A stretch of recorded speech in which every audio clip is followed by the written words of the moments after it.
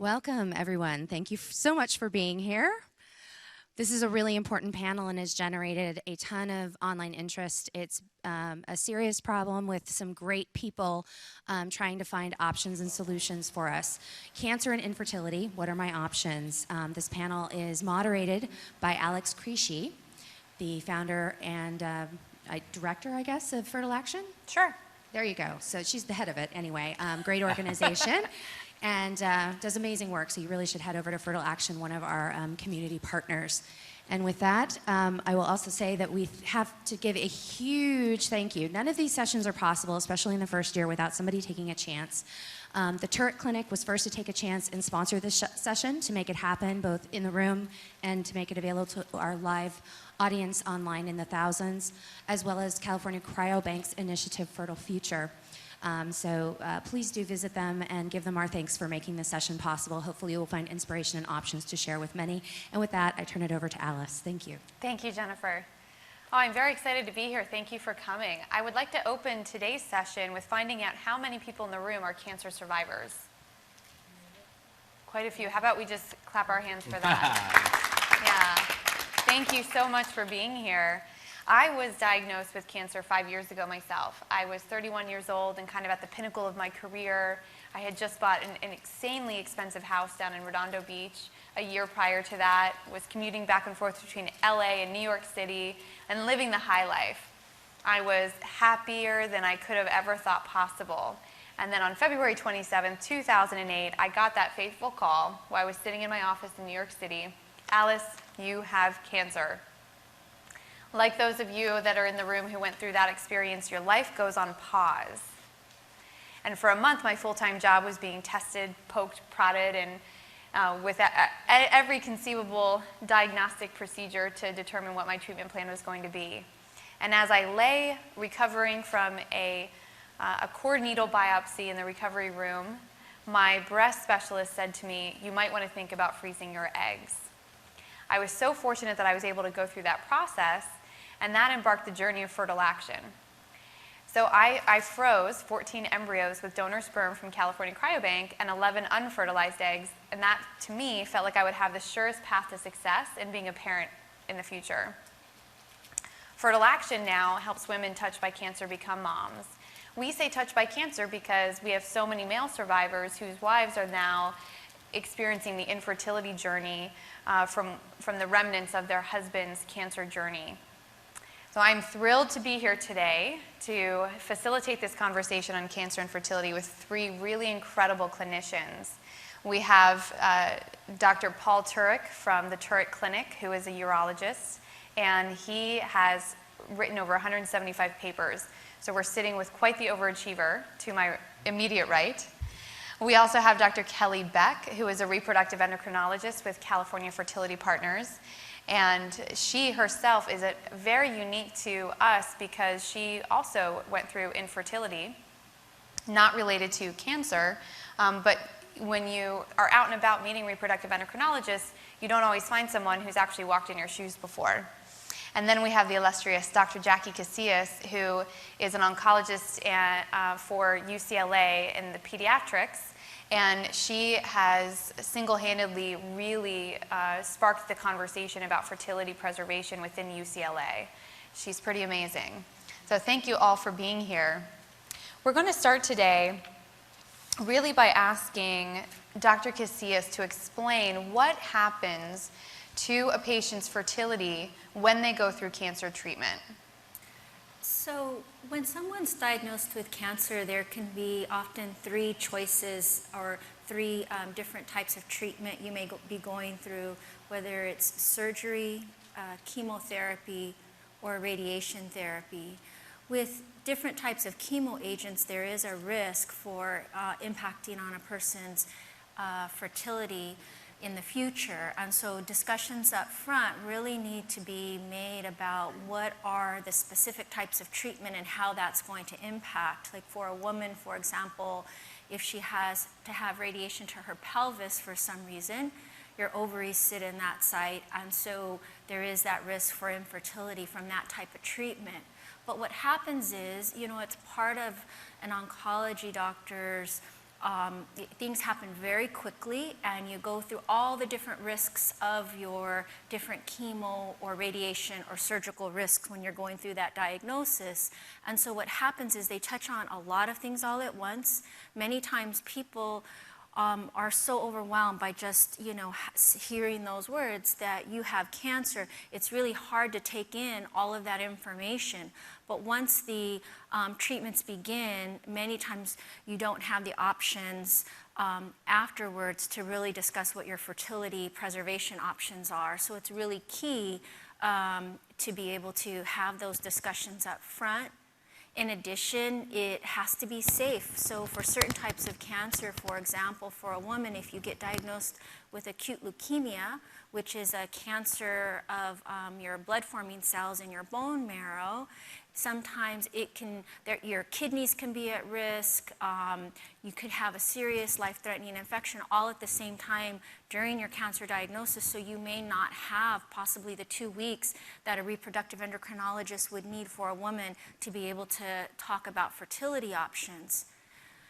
But on the other side, for example, on the male fertility side, I take care of teens and young adults with cancer, and many times people may not be in that relationship. They might not have even been sexually active, actually, in my practice, but you have to think about the fertility up front, because when it does come up, you want to be able to have options for the future. And so for a male to be able to bank sperm may seem straightforward because they give a specimen and it goes to the bank, but at the same time there are many factors that the statistics are, and we're still trying to understand it in the research setting, but nationwide for teens and young adults, less than 50% of males nationwide actually bank sperm, which can be what seen by some as a simpler procedure, so to speak, compared to female fertility preservation options. But I say so to speak because there's many factors that go into a young male's ability to be able to bank sperm,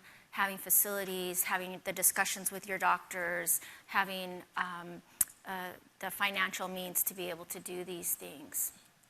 Right, and Dr. Turek, actually, now that we're on the male topic, why don't you walk us through what that specific process is for sperm banking?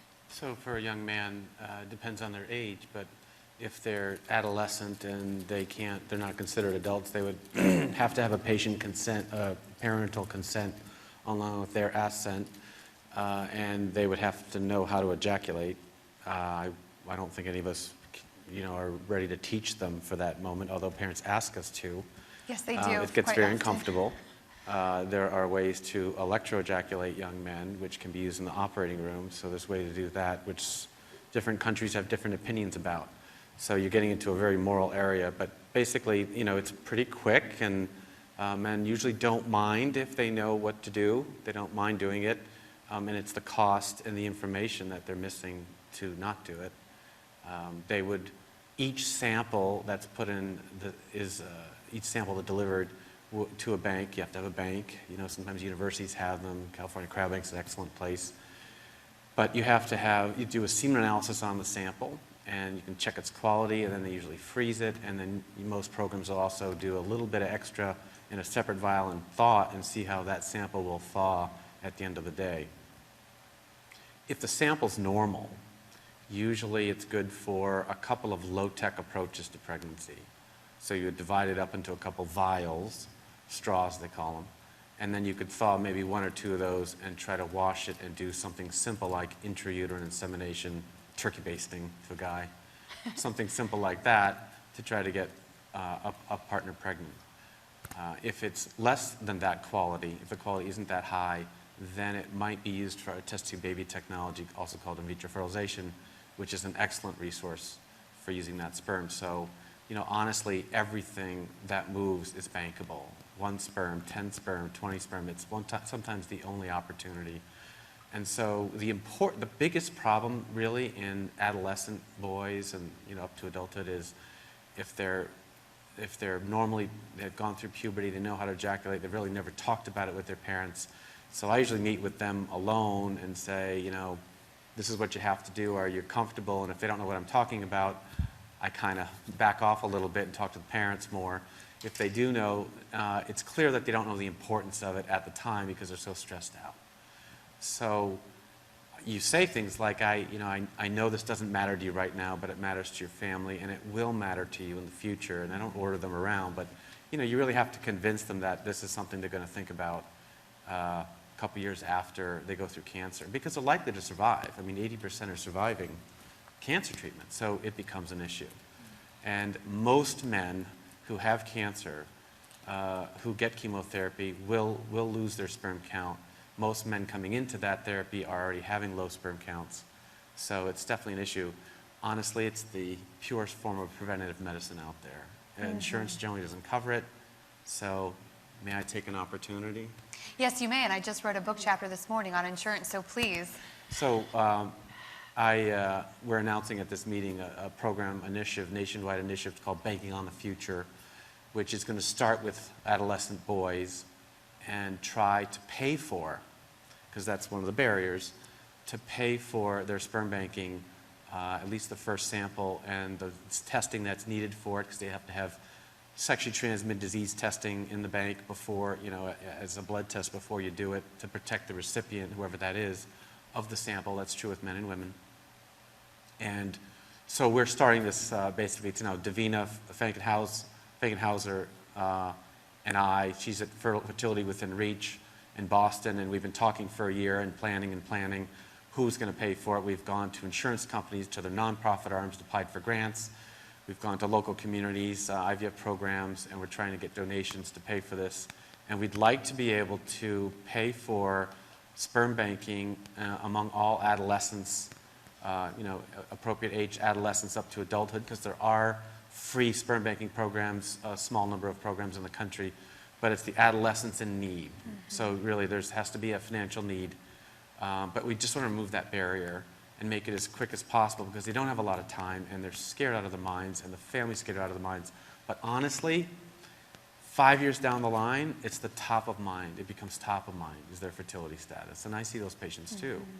And you can help them a lot then, but it's a lot harder and it involves a lot more work and financial resources. So it's just the lowest hanging fruit in the field. And so we're very excited about it. That's great. Thank you so much. Well, and Dr. Baek, when I was diagnosed, I had only probably about 4 weeks before I was due for surgery, and I spoke to my fertility specialist at 5 p.m. on a Tuesday. And because I was on day 2 of my cycle already, she said, if you're going to do this, you have to start tomorrow morning at 7 a.m. And there was no real point of decision for me because it was automatic. I knew without a doubt I wanted to be a mom. So I said, okay, let's do this. I received my first injection before I even got a price quote. So take us through what the options are presented to a woman in that same scenario. So oftentimes I'll see women, usually on the same day or the following day after they're diagnosed with their cancer. And even though they're overwhelmed with their recent diagnosis, I think it's amazing that oncologists are now educating women and advocating for them to meet with a reproductive endocrinologist first. Even if they're not even sure that they want to proceed with trying to preserve their fertility with either cryopreserving embryos if they have a partner, or cryopreserving eggs, I think it's a great conversation that they need to have so they can really make an informed decision about whether or not this is something that's for them. I also think it's really important for women to realize that when they actually hear about the process, it takes the mystery out of what IVF really is. It sounds really scary, like I'm gonna have to take all these shots, they're hormones, what are these shots? But I think that when I actually walk a woman or a patient through with their family member or their friends, whoever they're with, it's really eye-opening for them and it's not as scary. In the past, we normally needed about 2 weeks, or we ideally tried to wait for the beginning part of their menstrual cycle. But fortunately, now we have newer stimulation protocols where we don't always have the luxury of waiting until the second day of your menstrual cycle. And so it's an option for a lot more women, even if they've just ovulated and their oncologists have told them they have 2 weeks to try to preserve any eggs or embryos. So usually I'll see these women and we'll talk about the potential options of whether we want to freeze their eggs or their embryos. And really the other discussion we have is that we really just don't know who's going to lose their ovarian function after their treatment. Everyone's cancer is completely different. Their treatment options and recommendations from their oncologist are different. And so it really may not be a viable option for everyone. But if it is, it's something we just really vet out all the potential issues with. I do recall having a conversation with my first oncologist, and when he found out that I went through fertility preservation, he said, "Oh, you didn't need to do that. Your period's going to come back." And that's something that we hear so frequently is medical professionals, say something that kind of discounts your decision without meaning to discount it. But further, we know that your menses returning is not your primary indicator of fertility. Exactly. And now that I have been diagnosed with infertility over the last year, and I'm at that prime age of being 36 and not knowing that age could also be a factor on top of the cancer treatment that I went through. Tell me a little bit, and I kind of want to hear from Dr. Baek and from Dr. Casillas on this. What should we be doing as a community to educate oncologists to have appropriate conversations?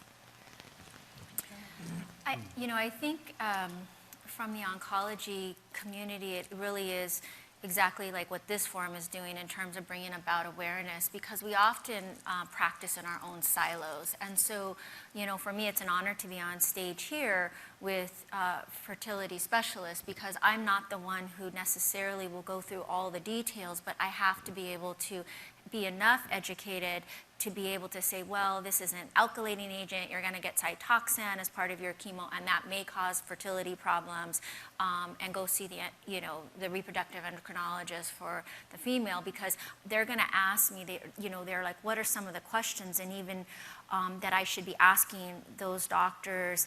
And in addition, I think doctors just get so busy with what they're doing. If it's not in their area, it's just trying to outreach and have education. So for example, at UCLA, we're a very large healthcare system, and we do a lot of subspecialty care. But even bringing together a very large healthcare system of doctors and having discussions about what do we need to be doing.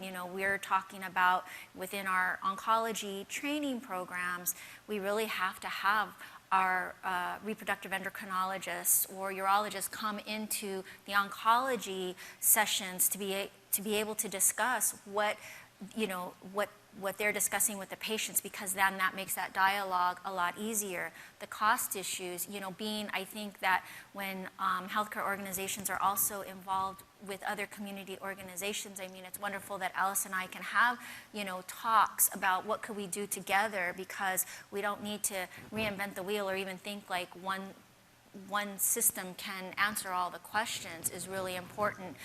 We are a center for survivorship care that's funded through the Livestrong Foundation, and when I have meetings with our, teen and young adult oncology team meetings, our social workers, who are often the ones trying to look for resources to pay for sperm banking, for example, we, had Livestrong because they have their program, and they Skyped in and they're like, wow, I didn't even know about this resource. And yet they're the ones at the bedside trying to figure out how to get these things paid for, So I think it really is working together, both from an advocacy perspective, pairing with community organizations, making sure that, oftentimes people say, doctors are very busy, but just trying to integrate it into venues for educating the doctors that would already be like scheduled time. So when we have to educate our fellows who are just doing oncology, when can we squeeze in a lecture about having our colleagues and experts talk about that? And,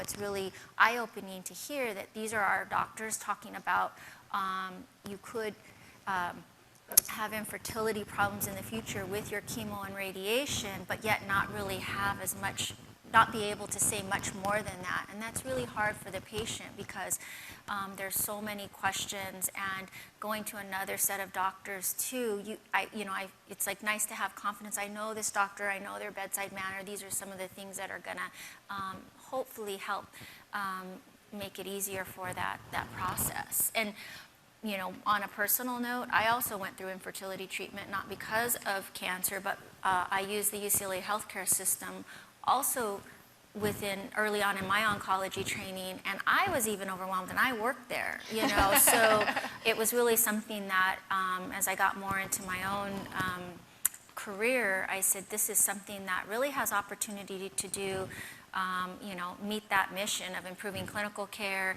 providing education and opportunities for, research to better understand what's the best way to do this. at the time of diagnosis. That's great. So let's shift gears a little bit from the fertility preservation side to parenthood after cancer treatment.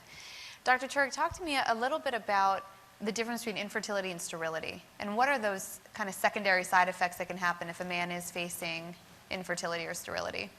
So depending on the treatments that you discussed about, whether they receive surgery or radiation therapy or chemotherapy, the systems that are affected most by those things are sperm production, either sperm production or delivery. So chemotherapy, think of the testicles spinning really hard, and the chemotherapy agents basically intercalate or get into the DNA and put a wrench in it and stop it. So your hair works hard, your gut works hard, and your testicles work hard. So it's very susceptible to, because it's spinning so hard, and so that's the issue.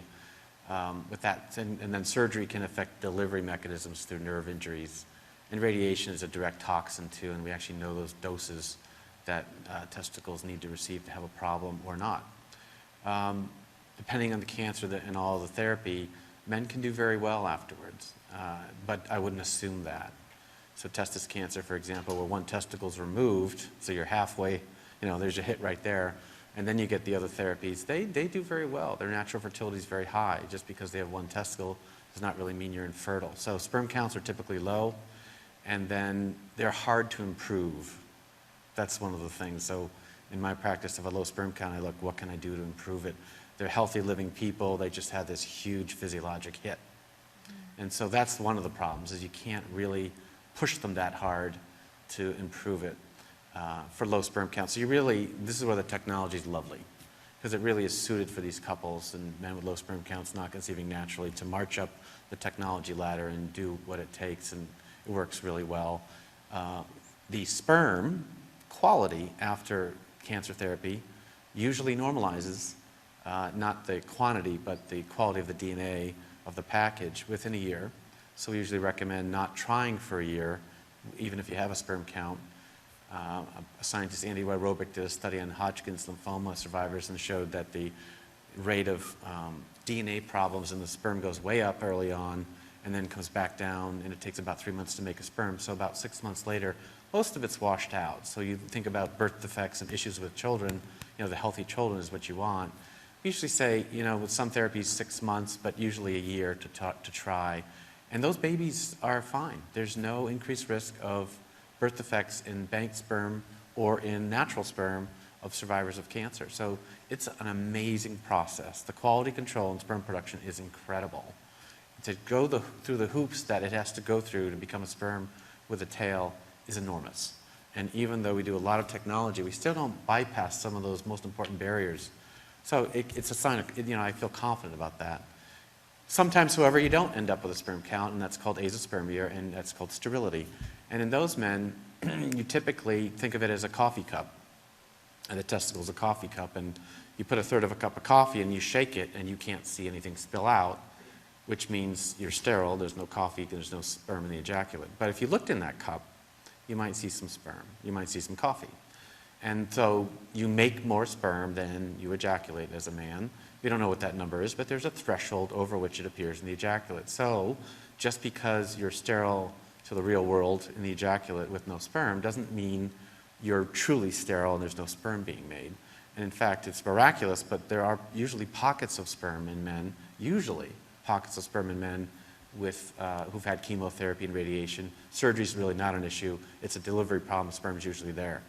So the surgery doesn't affect production, it affects delivery. But with chemotherapy or radiation, you can find pockets of sperm in those testicles depending on the dose. And the cases in the literature are amazing. We have reported on 2 patients using mapping, which is a technique I developed to find those sperm in the office. It's about an hour long. Works very well. Very happy with it for the last 15 years. And we found sperm in 2 patients with bone marrow transplants after receiving someone else's bone marrow or their own bone marrow. So some got radiation on top of chemotherapy and recurrence of cancer, and they had pockets, and I think 2 of these guys both have twins, happily healthy twins, and published it in the bone marrow literature, transplant literature, because, in the fertility world, we know how good our stuff is, but I want to tell the bone marrow transplant docs that, there have been 7 pregnancies in the world reported in these patients, and naturally. So they actually can occur naturally, but they're very rare. That's amazing. yeah, I so have it's- to say, though, Dr. Turek, if you told my husband, I have to go into your testicles and find pockets of sperm, he might tell you, no, thank you. That's right, he would. A lot So of could people. you tell us how actually you go and find them? How do you get to that sperm? On air. Okay, so so there's 3 ways to figure it out. You can do what a 50-year-old procedure called a biopsy. Like biopsying any organ, you make a cut, you take a piece out, you send it to a pathologist, they look at it and they can tell you what's going on pretty well, but that's not very sensitive. So 30% of men after cancer might have a single biopsy, and you'll know. And what we learned and published is that if you take men like that, who have a biopsy after surviving cancer, no sperm in the ejaculate, biopsy shows no sperm, and you look harder, you can find sperm in another 30, 40% of them. So maybe 30%. So if you look in the harder somehow, you can find out. So biopsy is good but not great. And I do mapping, which is basically 18 biopsies done with a needle in a very different way that's non-surgical. It takes about an hour under local anesthesia. It doesn't hurt. I wouldn't have a practice if it did. And you learn, and then you send it off to a cytologist, and they spend hours on it finding sperm with tails. But they can also tell what else is going on in the testicle. And we actually picked up cancer recurrences that way too. Wow. So it's pretty powerful. It doesn't hurt. There's no cut. There's a few pain pills. And you're off and running. And you'll get an answer 3 weeks later and say, yeah, there's a pocket of sperm over here. And it's a no before you go map. And then you have the partner go to IVF, and you gear up and you put the little map on the wall and you say, we're going to go right there. And there's a couple of ways to get sperm. I'm not going to talk about that because you already ate lunch, but you might not keep it down. So that you can go after it with another biopsy or a needle aspiration or larger procedures that are being developed that are pretty extensive and not meant for prime time. But their success is very, very good. The other complication rarely from men with cancer therapy is that their testosterone level can fall, which is less common than sterility. Sterility is sperm. Testosterone is the hormone part of the testicle, which is the other job. Remarkably, that part of the testicle survives chemotherapy radiation very well. So it's not usually a problem, but it should be checked as part of their health, because having a low testosterone can cause sterility or help make it worse in the testicle, and it can affect a man's lifespan, basically. It doesn't kill you to have a low testosterone, but men with low testosterone do not live as long as men with normal testosterones. So those are the things I get concerned about. And when you're doing sperm retrievals, then you worry about testosterone too, because you're taking tissue out to make a kid, but if he's got one testicle, that's all he's got. That's also making hormones, so you're running a gauntlet all the time. So I love these cases. They're complex.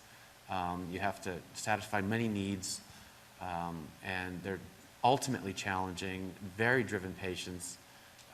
It's just an exciting field in medicine, and it's moving constantly.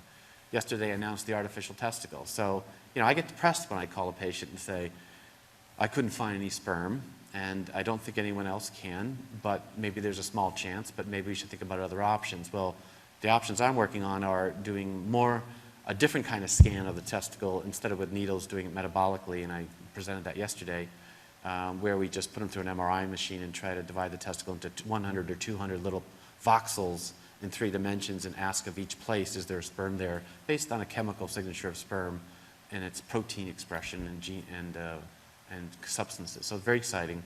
It's not yet for prime time. It's still in research phase. And the most exciting one is an artificial testicle, which I presented, which I call Tom. And it's on an NIH grant.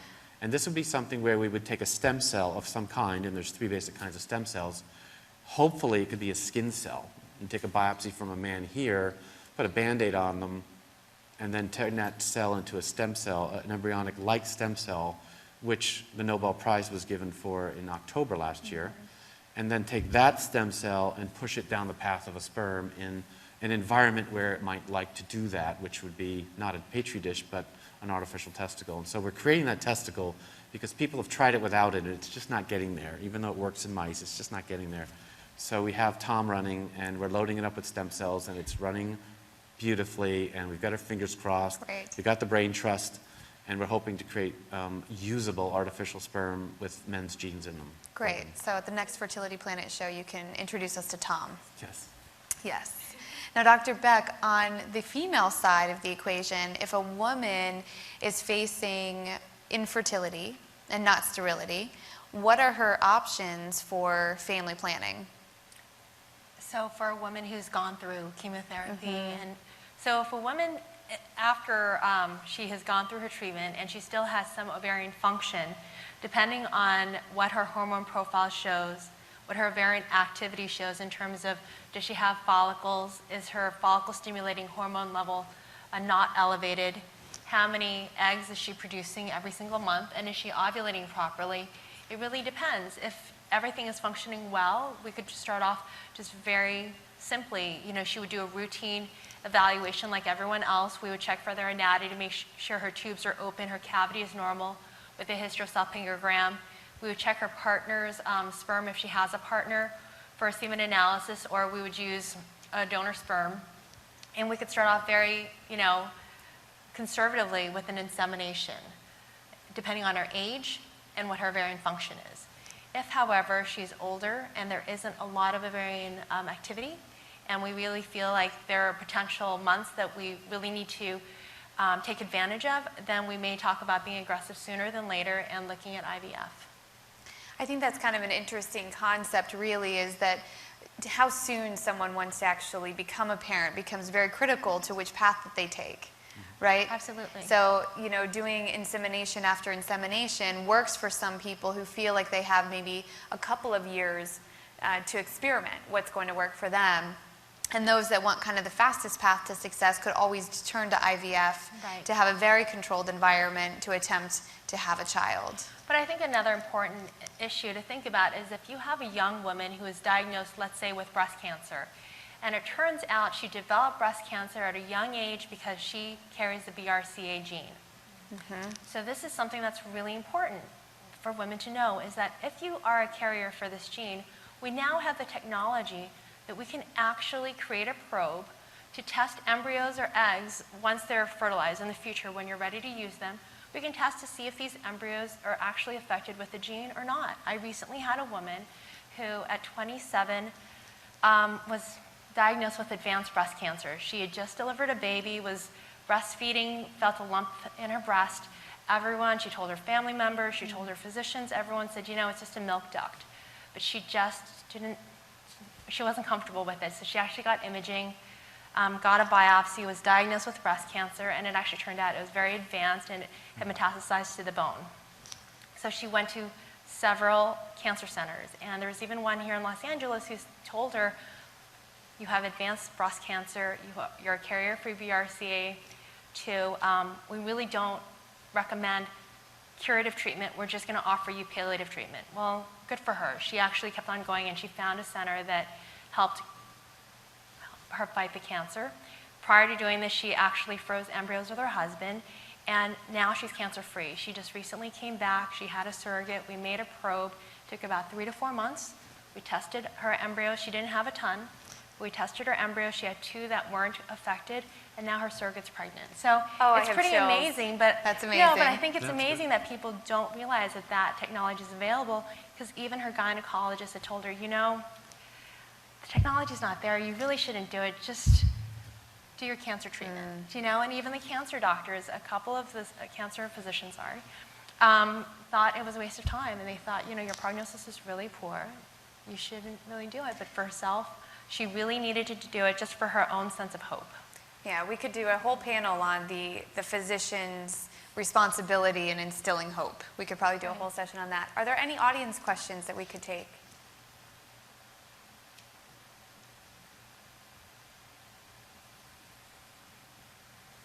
Thank you all for being here. My name is Sarah Winstrand. I actually have corresponded with you, Jackie, to bring Heidi Adams of Planet Cancer Live Strong, now Critical Mass, down to UCLA during the Planet Cancer Roadshow, so to discuss this in more depth in 2009. My journey to fertility and infertility was actually a little bit different than most people who use, or some people who may have used their 20s and 30s to grow their careers or do other things. My late husband was diagnosed at 24 with Hodgkin's and had wonderful doctors right off the bat that said, go store sperm, don't even think about it, just go do it. We were dating at the time in 1995, so even back then I was very thankful for not having to deliberate the decision. We just kind of had to rush into it. And he ended up battling cancer for almost 12 years before his passing. Wow. And now I deal with, the decision to, actually I did IVF posthumously. We did IUI together and I did IVF after he passed away. And I think the even moving the discussion forward more to the cancer partners, I've run into many people in the young adult cancer world who, number one, haven't been talked about fertility, and I very much appreciate all of you being so much on the forefront of it, but even moving the discussion forward more to talk about the cancer partners and the caregivers who may need to think about what's next if they're delaying starting a family because of their partner's cancer. So I've run into so many people who said the topic wasn't even brought up, and now that's happening a lot more. And one couple was pregnant at the time of his diagnosis, and they're like, oh, you have your baby. And they didn't even store sperm, unfortunately. But even pushing the envelope and saying to the caregivers, if they are female caregivers, maybe store eggs now.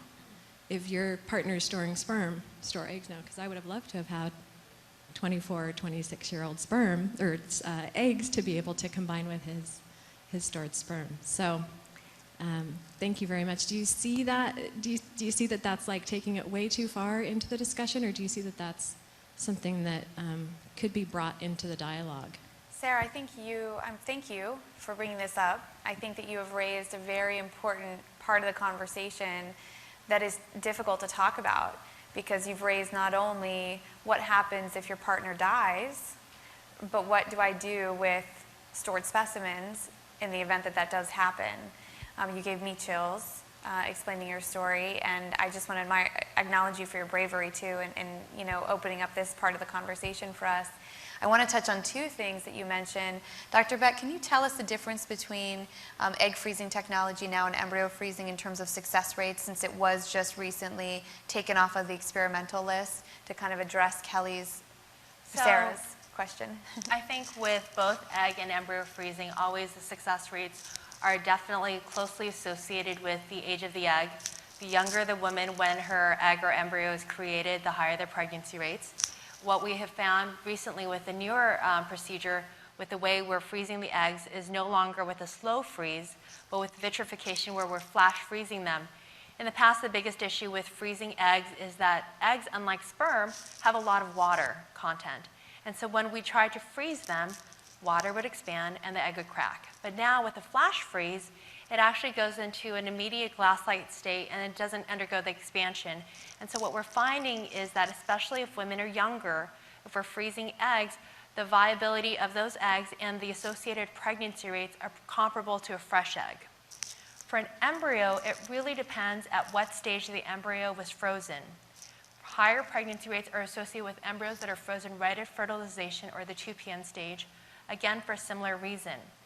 So when I have a cancer patient and we're freezing embryos, I really recommend that you freeze it at fertilization, just the least amount of water, and in the future when you're ready to thaw them, it actually has the potential to thaw and grow and develop into a day 3 or blastocyst stage, which is a day 5 embryo. Embryos that are frozen either at day 3 or day 5, the pregnancy rates are a little bit lower.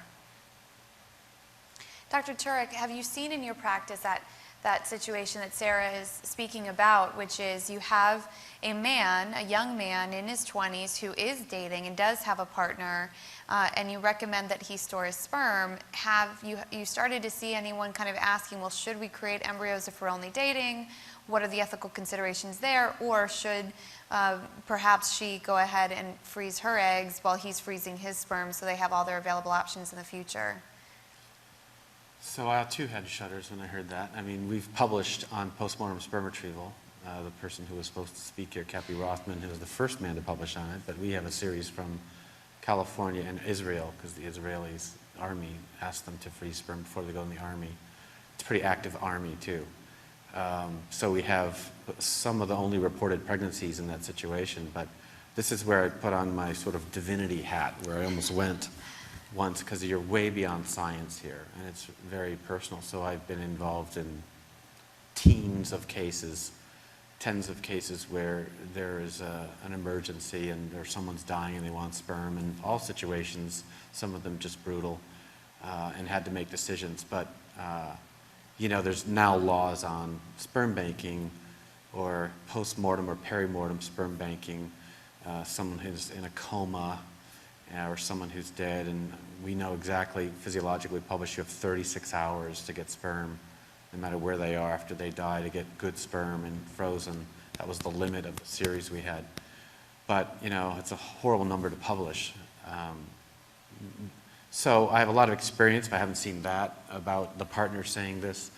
My concerns are really, and I was doing this at the University of California, San Francisco for 15 years on my own without an ethics committee, because I felt that we should give the opportunity, just assume that what they're saying is true and they wanted children.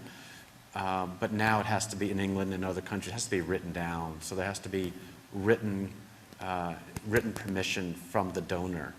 My goal would be to have your driver's license say organ donor, and another box for a sperm donor, and that would have been worked out, who the recipient would be. But the key thing is the recipient. So when parents call and say, my son's dying or is dead and I'd like his sperm, my first question is, for whom? And these are wretched 3 a.m. conversations that you have, and you have to say, what are we doing this for? If you want a memory, maybe there's something else, but who's going to receive it, and how would that work, and would an IVF program even get involved with that? Or are they the parent? Or, there's risk at the other end. So it gets very sticky, very individual. But after 15 years, the ethics committee did join me, and we came up with a protocol. We could actually do inferred consent for a while, where we would just say, if any family members disagree, this is not going to happen. If they all agree, it will.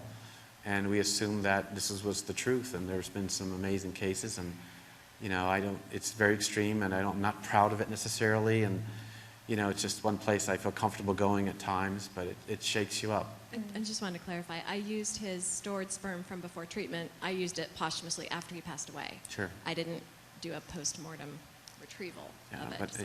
I'm sure that was a little bit of an effort on your behalf to go through and convince people, I'd like to do this, and would you do it with me? And well, we actually we did IUI during his treatment, and that was a bit of convincing as well, because people are like, is this the right time, really? And his treatment went on for 12 years. Not many people's do, and they get into survivorship, and they can go on and start their families. But I waited a couple years in my young widowhood, but I was also on the old side of trying to conceive. So I had to... Well, my hat's off to you. I think we have some social media questions. We do. Excuse me. So we have some questions about the artificial testicle, sort of related to that. How can stem cells help women? Alice, I'll let you direct that wherever you think appropriate. Who would like to take? How do stem cells help women? So actually, it's very interesting that you brought this up. When I was a fellow at Cornell, we were actually trying to work on stem cells, because at the time, stem cells were being directed to make into, some groups were able to make it into cardiac muscle cells, and we were trying really hard to see if we could get stem cells to get directed into egg cells. We haven't been able to achieve that yet, so I don't think there's a role yet, but I do believe there are several groups out there who are still working on it. So Ova Science is a new company that's built around that technology, and Jonathan Tilley is the scientist who is doing it. It's newly announced, and he believes, like the testicle in the ovary, you can take an adult ovary, and there are mesenchymal stem cells in that, adult stem cells in that ovary from women that could make new eggs. It's been shown he's shown it in mice. He's published it in top class journals, and it's not been reproduced that well, but now he's got a lot of private money going into it, so that issue should be out there in the next 5 years. Clearly, the adult testicle can make sperm stem cells from the adult testicle can make sperm, and we've published in humans that an adult testicle stem cell, so the earliest cell in the sperm production process, can be made into an embryonic-like stem cell. So we can take a differentiated adult cell and push it back to make, nerve, heart, things like that. We didn't go all the way, and that's been confirmed. So it's pretty plastic, the system. But when you're dealing with the ovary and the testicle, things are really close to embryos. So you haven't differentiated that far. So there's a lot of pushback you can do on those cells. So it wouldn't surprise me, but it would be amazing if it were true. We have another audience question here. Hello, this is Director Dr. Baek. Are there any instances where freezing eggs or proceeding with fertility treatments for cancer patients would be counterindicated? Because if, for example, the surge of estrogen and the hormones that are being given and all of that. So whenever we're undertaking something with a patient, I always consult with the oncologist first to make sure it's safe. What's the timeline, and how much time do we really have, 10 days to 14 days to actually go through the stimulation and the retrieval.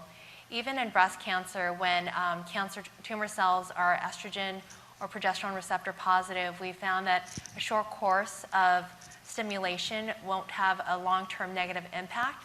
There are also certain protocols using a medication called letrozole that can actually lower the overall exposure of the body to estrogen. So I think there are ways to circumvent that, but it's always a team effort. It's with the patient, the oncologist, and myself. But it's never a unilateral decision. So yes, I'm sure there are situations where it's not safe and not appropriate. It's also not appropriate if someone just doesn't have any eggs. Unfortunately, I sometimes come across young women who had no idea that they're actually in premature ovarian failure when they were diagnosed with cancer, and freezing eggs or embryos just isn't an option, and they had no idea they were actually in menopause.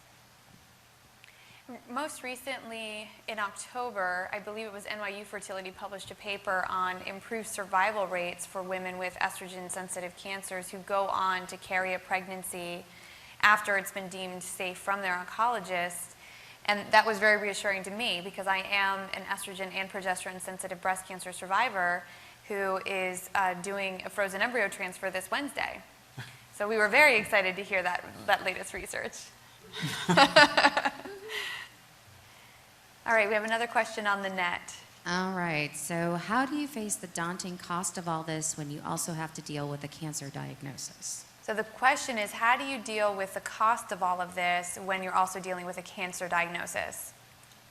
It's probably for me. So fortunately, there are several groups like Livestrong, as well as the pharmaceutical company Ferring, that offers pretty much all, if not all, but most of the medication for an IVF cycle for anyone who's diagnosed with cancer.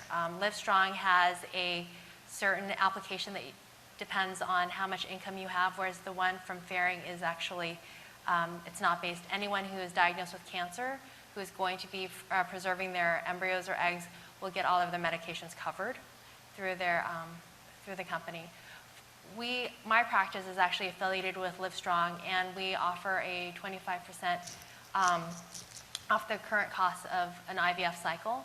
And unfortunately, the costs of IVF are expensive because the technology is expensive. You're paying for very highly skilled scientists who are working in the lab, and there's an operating room, and so the overhead is very high.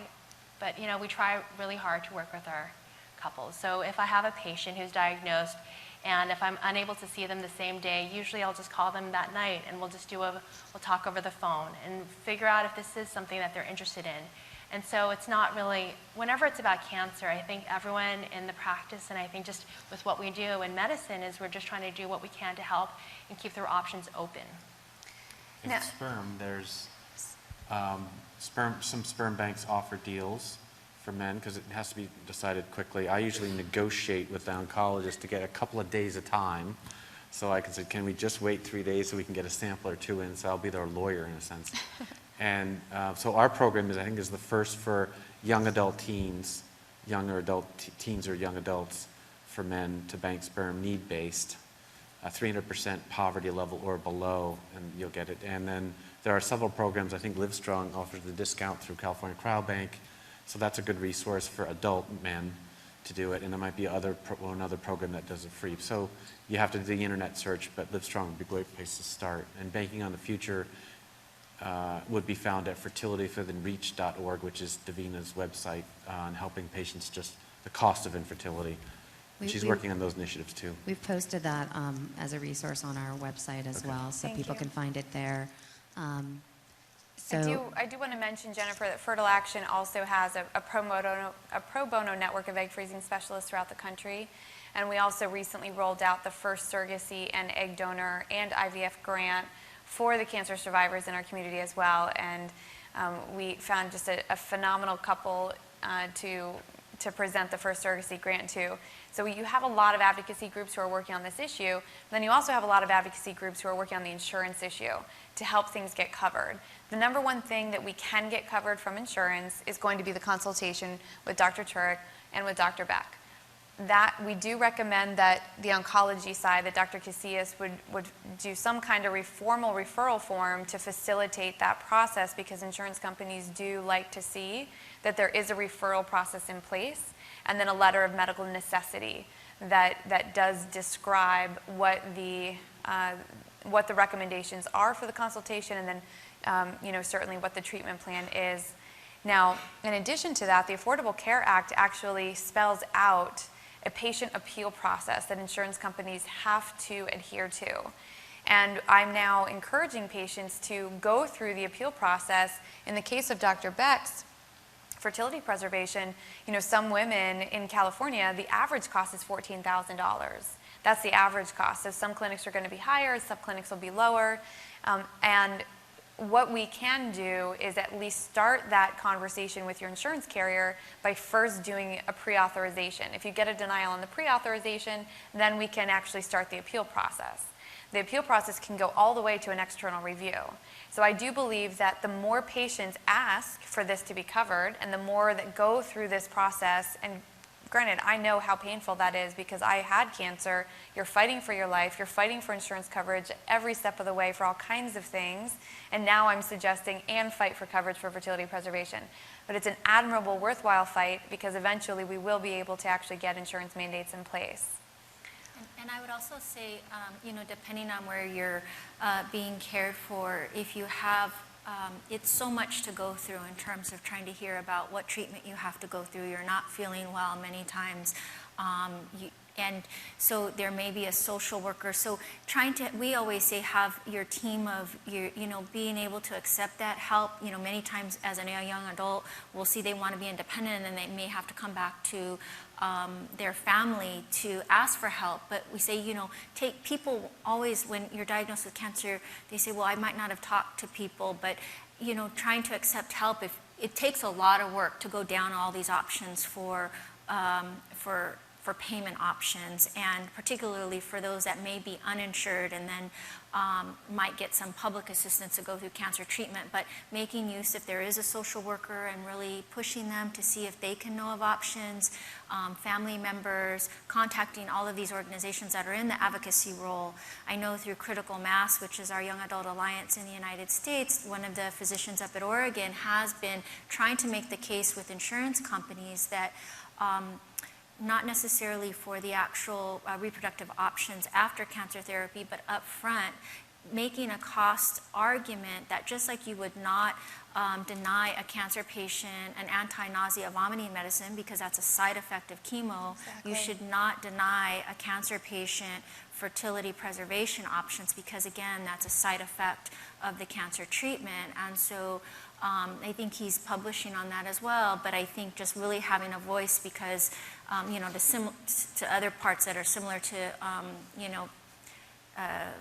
problems within our healthcare and insurance companies, sometimes mental health care is a carve-out, fertility is a carve-out, but having people that you can go to maybe do some of that legwork when the cancer patient may not be feeling that you don't have all of the energy to be able to go at it full force, and it really does take that. I mean, just finding options about payment for sperm banking may be a smaller cost, but that can be exhausting for someone just starting out and thinking, well, how am I going to come up with that initial cost just to bank? Absolutely.